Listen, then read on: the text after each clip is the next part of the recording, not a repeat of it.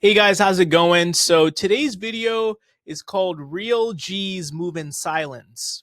Story. So I just got back from Florida and I met up with one of our clients and a successful land investor, very successful. So it was a really interesting meeting because I didn't know what I was walking into. But anyway, later into the meeting, I find out about, this investor's company and what they've been doing. So this person, they're completely under the radar. They don't make YouTube videos or they're not really in the, how do I say this? They're not really in to making content or being super public facing. But regardless, they've done extremely well.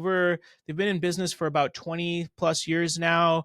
And they're in the same business as us. They sell cheap land on owner financing.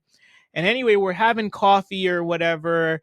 And this guy casually drops that over the last 20 years, they've sold 13,000 notes.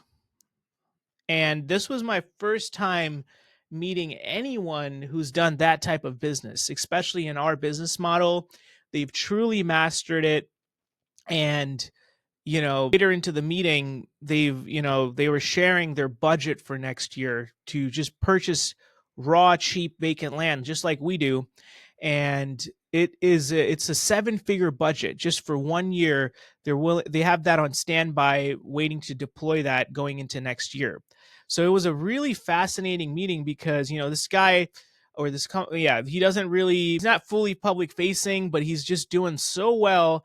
And I was just truly blown away. This was So what ended up learning from this meeting was that you can be doing very well and you don't need to be making a ton of noise or making a ton of content and building a giant social media brand, letting everyone know what you're doing. Like, it's cool if that's what your calling and your passion is, that's great, but you can do just fine, being under the radar. And usually the people that I've met that have done really well like this are people that move in silence.